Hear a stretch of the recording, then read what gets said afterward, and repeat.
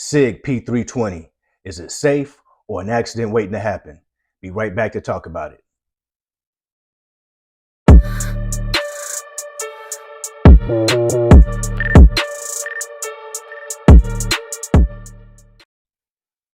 All right, AGG Nation, it's good to see you all again. Of course, this is AGG, your average gun guy. And today we're going to be talking about the SIG P320. And is it safe to carry, or is it an accident waiting to happen like that intro said? So let's go ahead and talk about it. And let's talk about what you carry out there as well. I want to hear that down in the comments section. So before we even get started, guys, I need y'all to smash that subscribe button, smash that like button, and make sure you share this video with other people who will enjoy the video just like you're about to enjoy it as well, because you're about to enjoy this one. This is a highly talked about topic, and one that needs to be talked about because, you know, gun companies try to sweep things under the rug, and that ain't cool. That ain't cool at all. So let's go ahead, and I want to jump right into the video, this news report about the SIG P320 going off on people without them pulling any triggers. Let's go ahead and get right into it. At this point, I realize what's happened. I've been shot. A Franklin man continues to struggle 2 years after being shot. The gun that shot him was his own, but he didn't pull the trigger. Tonight, a WSMV4 investigation exposes people and law enforcement all over the country saying a specific model of pistol is firing on its own. Our chief investigative reporter Jeremy Finley found it's left a Franklin man with lifelong pain. We have a warning. Some of the video you're about to see could be disturbing to some viewers. Christopher Boscher's love affair with guns started at a young age. My first gun was when I was 5 years old.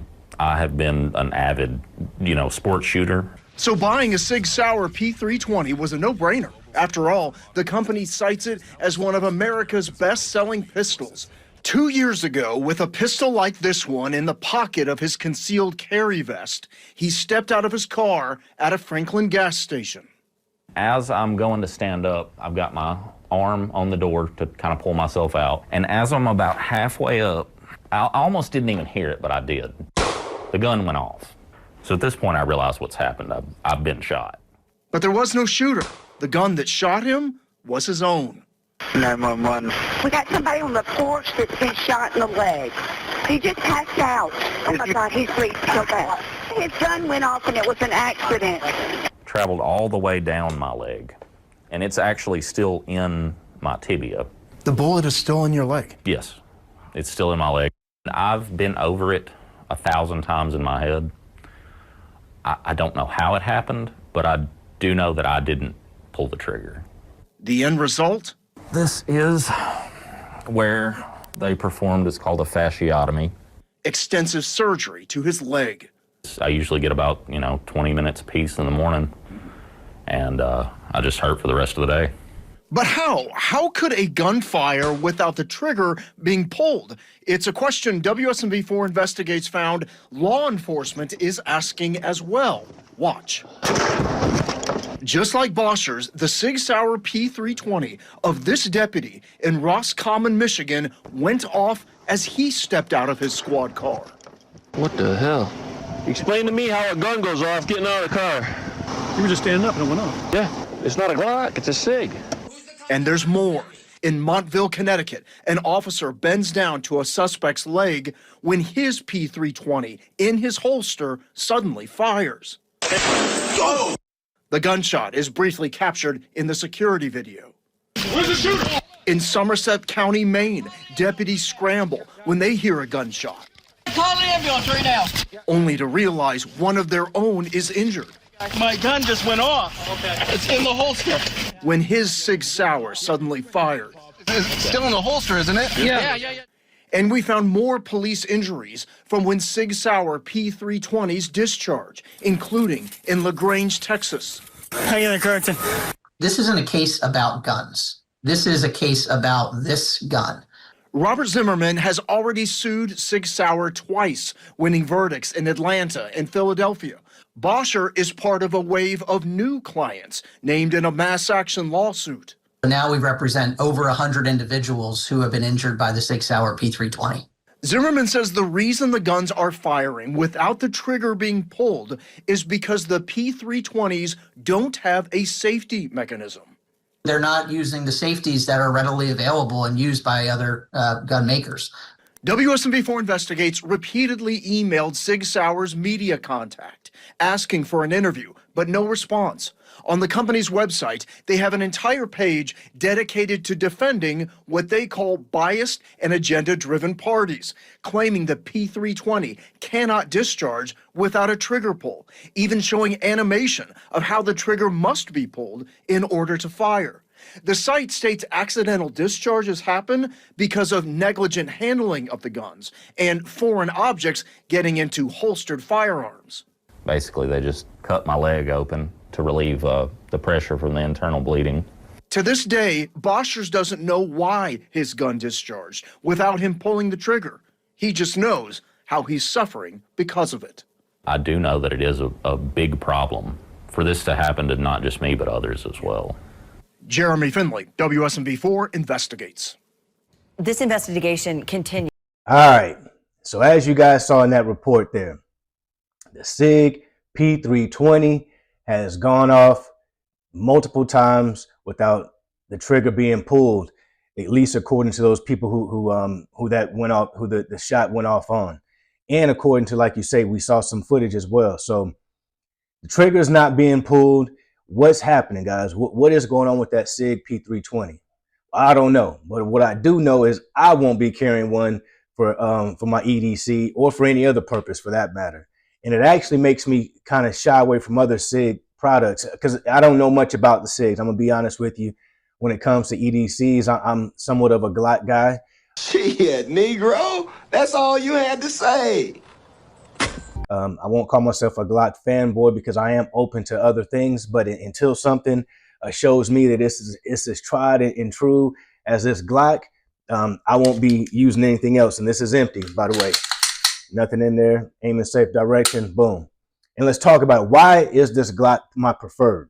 Well, the Glock has a three-stage or a three-step safety process.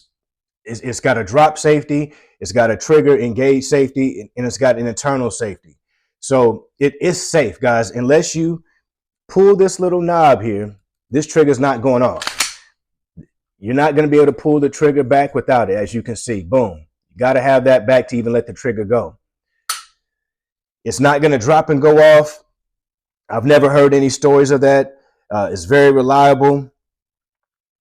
I mean, what more could you ask for in an EDC? Something that you know that's going to work every single time. And I don't have a bunch of internal changes to my Glock. The only thing that I did add was a Radian ramjet and afterburner, as you can see here.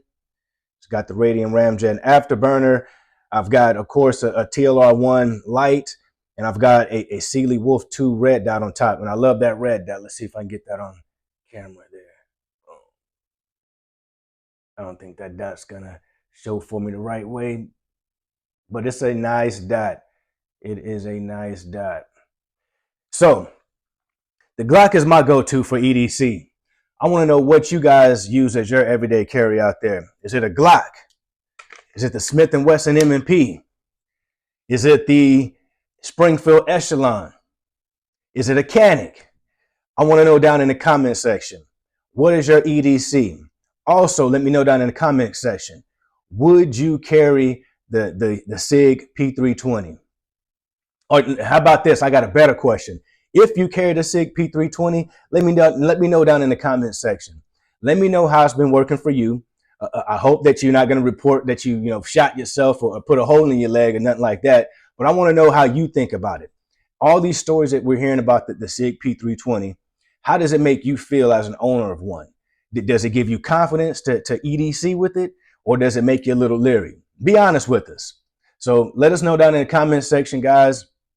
Again, any other topics you guys want to hear about, let me know down in the comments as well, and I'll be bringing them to you. And I want to have fun with this, guys. So again, let me know about all your topics. Don't be shy. I got thick skin. When I'm bringing you my shooting videos, you're going to see me training. You're going to see me getting better and better and better as you have over the years. Like when my channel first got started, I've only been having a channel for a couple of years or maybe 2.5 years now, but I've been progressing.